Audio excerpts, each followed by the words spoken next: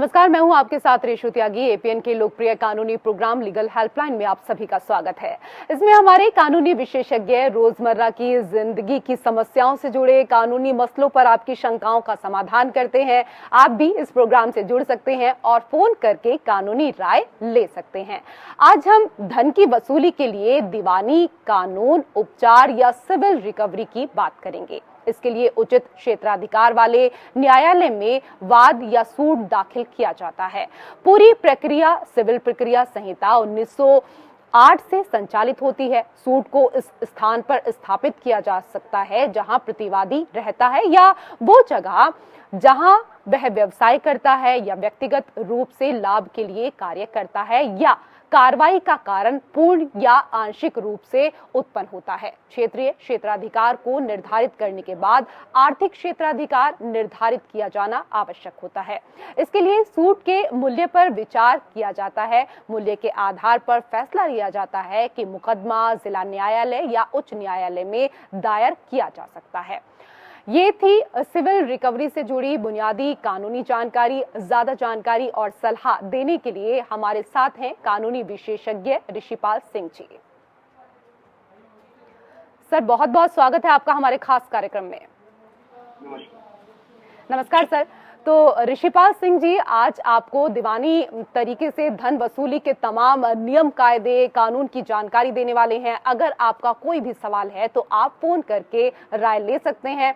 हमारे phone numbers आपकी TV screen पर, दो नंबर आपकी टीवी स्क्रीन पर है, 0120612796 और एक और नंबर है, आप इसको भी डायल कर सकते हैं, 0120612796। तो आज के विषय पर अगर आपका कोई भी सवाल है, धन वसूली पर कानूनी जानकारी अगर आप चाहते हैं तो आप भी इन नंबर्स पर कॉल कर सकते हैं।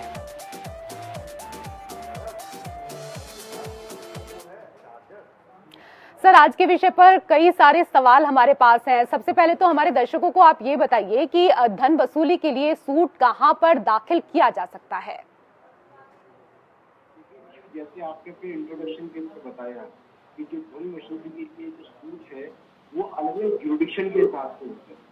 अगर हम दिल्ली की बात करते हैं तो एक जुडिक्शन जो होता है वो सीनियर सिविल जज का होता है। उसके बाद जो जुडिक्शन होता है वो डिस्ट्रिक्ट जज का होता है। उसके बाद जो जुडिक्शन है वो हाई कोर्ट का होता है। इसको हम पिक्यूलियर जुडिक्शन या मनी से संबंधित जुडिक्शन कह सकते हैं। सबसे इम्पोर्टेंट है कि भाई जैसे दिल्ली के अंदर है कि अगर 3 लाख रुपए तक की आपको धन की वसूली करनी है तो आपको सीनियर सिविल जज के पास मुकदमे को फाइल करना पड़ेगा। 3 लाख 1 रुपए से लेकर और 2 करोड़ तक अगर आपको फाइल करना है तो आपको डिस्ट्रिक्ट जज को फाइल करना पड़ेगा और उसके बाद जो है वो आपको हाई कोर्ट करना पड़ेगा। इसके अंदर भी 2 इम्पोर्टेंट बातें हैं कि अगर आपको लगता है कि जो सिविल रिकवरी है, जिस पैसे की रिकवरी का दावा है वो 2 आम व्यक्तियों के बीच में है तो वो दावा जो है वो सामान्य जो सिविल कोर्ट है उसके अंदर फाइल होगा। लेकिन यही रिकवरी कंपनी के बीच में है, यानी वो जो पैसे का लेन देन है वो कमर्शियल किया गया है तो 20 लाख से ऊपर का जो दावा होगा वो कमर्शियल कोर्ट में फाइल होगा। यानी सारे जुडिक्शन को जो हम बोलते हैं ये पिक्यूलियर जुडिक्शन होता है।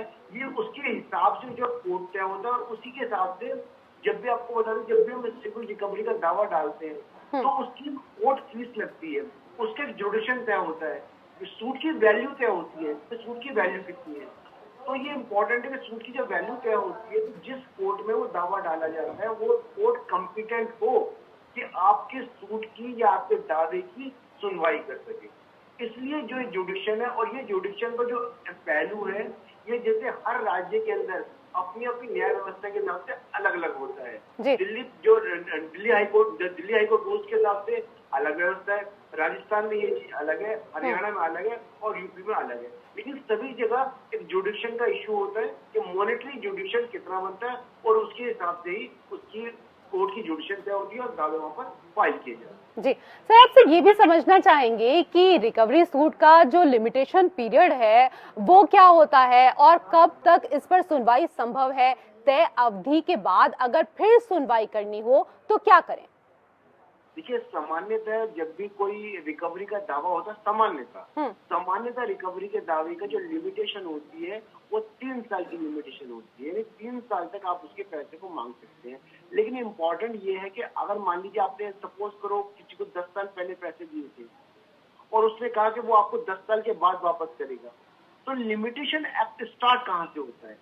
जब आप किसी से पैसे की जो आपके बीच में ये डिसाइड हुआ, जैसे फॉर एग्जांपल है कि हाउस लोन होता है, हाउस लोन में रिकवरी होती है, वो 20 साल की 30 साल की होती है।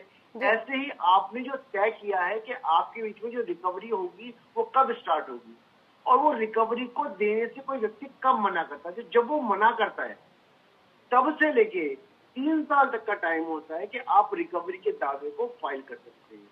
तो इम्पोर्टेंट लिमिटेशन उसकी आपके नॉलेज से है, दोनों पार्टी की सहमति से है, आपके पीछे कॉन्ट्रैक्ट से है और हालातों से, बहुत सारी बातों से निर्भर करता है कि उसका लिमिटेशन कब से स्टार्ट होगी। सर, कई और चीजें हैं जिनको हम यहाँ पर समझना चाहेंगे और जाहिर सी बात है कि हमारे दर्शकों के मन में भी बहुत सारे सवाल यहाँ पर हैं, तो वो तो आपसे पूछेंगे ही, लेकिन फिलहाल मेरे मन में ये सवाल है कि माना जाता है कि सिविल रिकवरी के मामले अदालत में लंबे वक्त तक चलते हैं, लेकिन इसमें ऑर्डर 37 के तहत जो प्रावधान है वो मामले को तेजी से निपटाने में मदद करते हैं। इसके बारे में थोड़ा विस्तार से बताइए। देखिए, ऑर्डर 37 जो है, उस टाइटल को जो हम पढ़ेंगे वो टाइटल ही बताता है, वो समरी सूट, उस पूरे जो टॉपिक है उसका टाइटल ही समरी सूट है जी। वो तब होता है जब, जैसे मान लो दो व्यक्तियों के बीच में जब पैसे को लेने को कोई ट्रांजेक्शन होती है और उनके बीच में कोई ऐसा नेगोशिएबल इंस्ट्रूमेंट साइन होता है जो प्राइमरी फैसा ये बताता है कि हाँ भाई, एक व्यक्ति ने पैसा लेना था और एक व्यक्ति ने पैसा देना था। फॉर एग्जाम्पल, मान लीजिए किसी ने कोई बिल ऑफ एक्सचेंज दिया है कि मान लीजिए किसी ने सामान लिया, उसके बदले बिल काट के दिया है कि जी मैं 10 दिन के बाद आपको उसके पैसे दे दूंगा, तो उसमें कोई भी बहस की गुंजाइश नहीं रह गई। या कोई हुंडी बनाई है कि भाई 10 दिन के बाद, 1 साल के बाद आपको पैसा मिल जाएगा।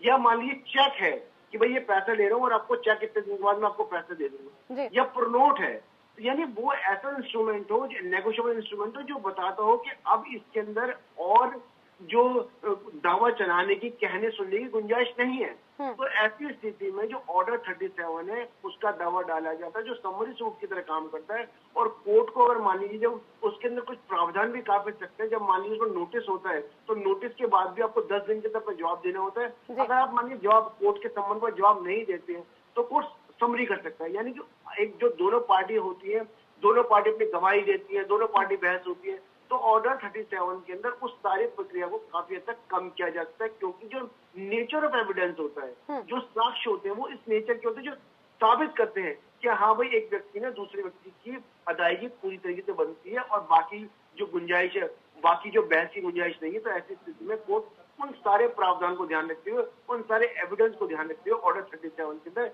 डिग्री जो है बहुत प्राइमरी स्टेज में पास कर देती है। जी, अभी आपने यहाँ पर चेक को लेकर जो जिक्र किया है सर, उससे जुड़ा हुआ एक सवाल है कि चेक के जरिए धन की रिकवरी मामले में नेगोशिएबल इंस्ट्रूमेंट एक्ट या NIA के तहत भी क्या कार्यवाही संभव है? अगर है तो वो बताइएगा। देखिए, जो सूट की रिकवरी है या चेक के द्वारा जो रिकवरी है जी, एक रिकवरी तो जो क्लाइंट है या पार्टी है उसका अपना मन है, वो चाहे तो सिविल रिकवरी में जा सकता है और चाहे NIA यानी कि नेगोशिएबल इंस्ट्रूमेंट एक्ट के अंदर ऑर्डर 138 के अंदर केस फाइल कर सकता है। दोनों में फर्क ये है कि जो पहली वाली स्थिति, अगर मान लीजिए आपका मन है कि आपकी चेक की लिमिट है, उस चेक, जो हम चेक डालते हैं तो चेक की अदायगी का टाइम 90 डेज होता है, आपको पता होगा जो बैंक में चेक डाल सकते हैं। उसके अंदर जब मान लीजिए आपको चेक मिला, तो जैसे आप चेक कोर्ट के बैंक में डालते हैं, तो जब आपको जानकारी होती है कि आपका चेक किसी दूसरे व्यक्ति ने जिसने आपसे को चेक दिया था, वो चेक बाउंस हो गया है, पैसा नहीं है उसके अंदर, तो 30 दिन के अंदर आपको नोटिस देना होता है। अगर मान लीजिए उसको नोटिस मिल जाता है, उस नोटिस के मिलने के 15 दिन तक का टाइम उनका ये होता है कि वो आपको पैसे दे सकता है। और जिस दिन नोटिस हो गया 15 दिन पार करने के बाद 1 महीने का टाइम होता है कि आप उसमें केस डाल सकते हैं। तो लेकिन ये सारी प्रक्रिया है, ये क्रिमिनल प्रोसीजर होता है। इसके अंदर क्या है, अगर कोई व्यक्ति पैसे नहीं देता तो कोर्ट ये भी तय करता है कि आपको कितने पैसे मिलने, और साथ साथ उसके अंदर उस व्यक्ति की सजा भी तय करता है। ये जो प्रोसीजर है, ये प्रोसीजर क्रिमिनल प्रोसीजर है जी। और मान लीजिए जो 90 डेज का टाइम, आपको 90 डेज का टाइम चेक का निकल गया, तो उसका मतलब ये नहीं है कि आपका चेक खराब हो गया। यानी उसी चेक को आप सिविल रिकवरी के तहत 3 साल तक आप उस रिकवरी का दावा डाल सकते हैं और अपनी रिकवरी को आप सिविल रिकवरी के हिसाब से ऑर्डर 37 या सामान्य रिकवरी जो दावा है उसके अंदर चला सकते हैं। और वही एविडेंस जो है, जो आपका 138 के हिसाब से मानिए टाइम निकल गया है, आप नहीं फाइल कर पाए, तो उसको इस्तेमाल करते हो और उसी से रिकवरी आपकी संभव है।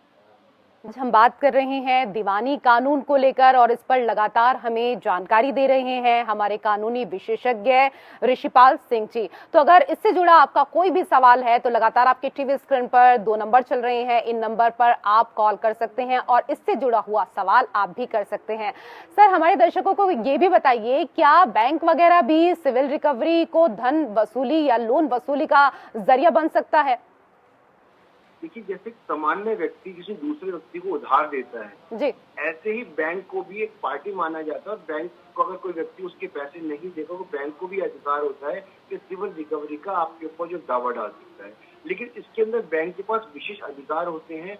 वो जो DRT के अंदर जो डेब्ट रिकवरी टर्मिनल है उसके अंदर डायरेक्ट बैंक जाता है और उसके अंदर क्या होता है कि बहुत हद तक जो प्रोसीडिंग्स होती है वो बहुत शॉर्ट प्रोसीडिंग्स होती है। क्योंकि बैंक जब मान लीजिए किसी भी व्यक्ति के ऊपर कुछ दावा लेके आते हैं, किसी व्यक्ति ने उधार लिया था और या मकान के एवज के अंदर या पर्सनल लोन लिया था या किसी और तरीके से लोन लिया था, तो बहुत हद तक बैंक के पास जो डॉक्यूमेंट होते हैं उन डॉक्यूमेंट को इनकार कर पाना बड़ा मुश्किल होता है। या तो उस व्यक्ति पर ये एविडेंस साबित करने के लिए कि उसने पैसा दे रखा था या उसका पैसा देना नहीं बनता।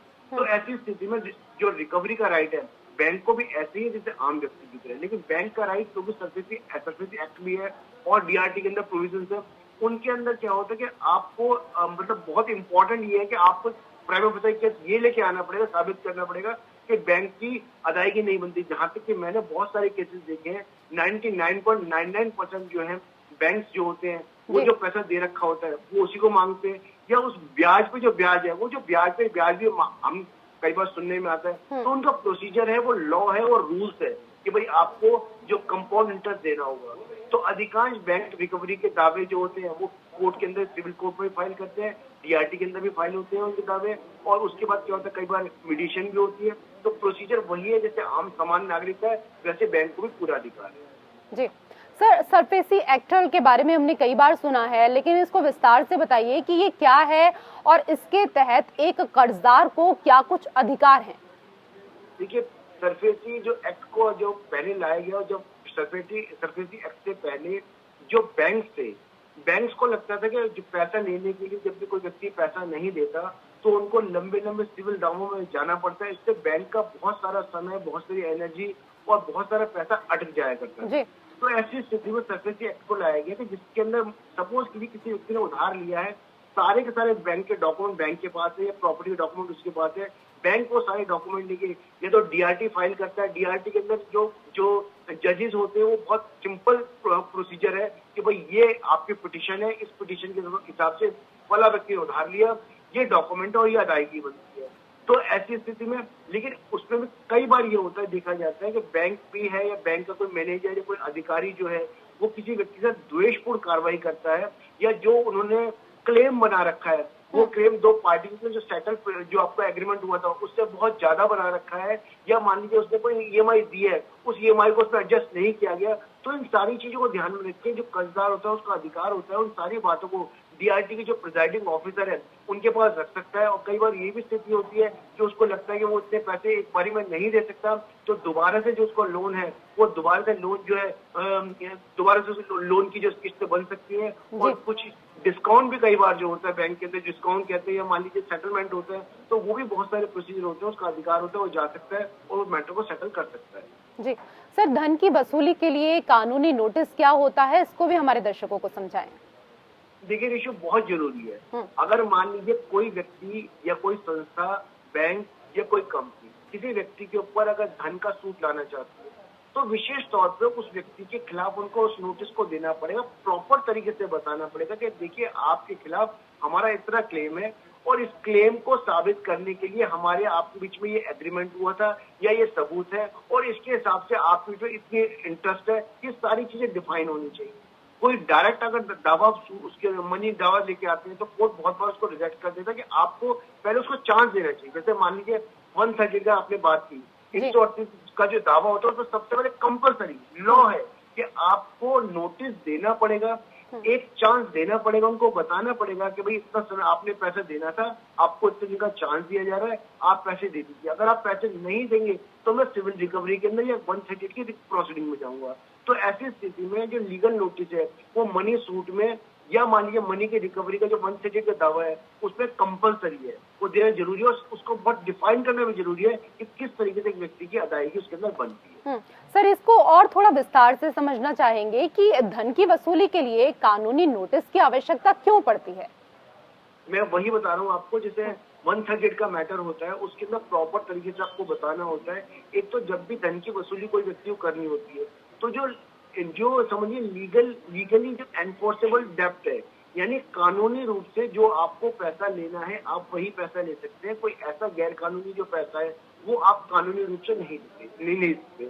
तो सबसे पहले आपको नोटिस में ये बताना होता है कि आपकी जो अदायगी है वो कानूनी रूप से आपकी अदायगी है, वो आपको देनी है और वो अदायगी कितनी है, वो अदायगी कहाँ से शुरुआत होती है, उस पर कितना रेट ऑफ इंटरेस्ट बनता है। अगर आप नहीं देंगे तो क्या क्या कंसिक्वेंसेस आपको फेस करने पड़ेंगे। जब आपने उस रिकवरी से संबंधित कोई कॉन्ट्रैक्ट किया था तो आपने कौन कौन से डॉक्यूमेंट साइन किए थे, उनके तहत आपकी क्या क्या लायबिलिटी थी। तो जो सारे फैक्टर्स होते हैं उन सारे फैक्टर्स को उस नोटिस के अंदर डिफाइन किया जाता है। इसलिए डिफाइन किया जाता है कि सिविल मैटर है, आप चाहे तो आपको चांस है पहले कर सकते हैं। इवन अगर कमर्शियल जो सूट्स होते हैं उसके अंदर तो कंपलसरी जो है मीडिएशन होती है कि आप चाहे आप पे ये पैसा बनता है, आप चाहे तो उसको दावे में जाने से पहले, कोर्ट में जाने से पहले उसको सेटल कर सकते हैं। तो वो जो नोटिस हो इसी पर्पज के लिए होता है कि आप चाहे तो उस मैटर को इनिशियल स्टेज पे सेटल कर सकते हैं। नोटिस के बारे में हम आपसे यहाँ पर समझ रहे हैं और तमाम जो हमारे दर्शक इस वक्त इस कार्यक्रम को देख रहे हैं आप लगातार उनको इसके बारे में जानकारी दे रहे हैं। लेकिन सर ये बताइए कि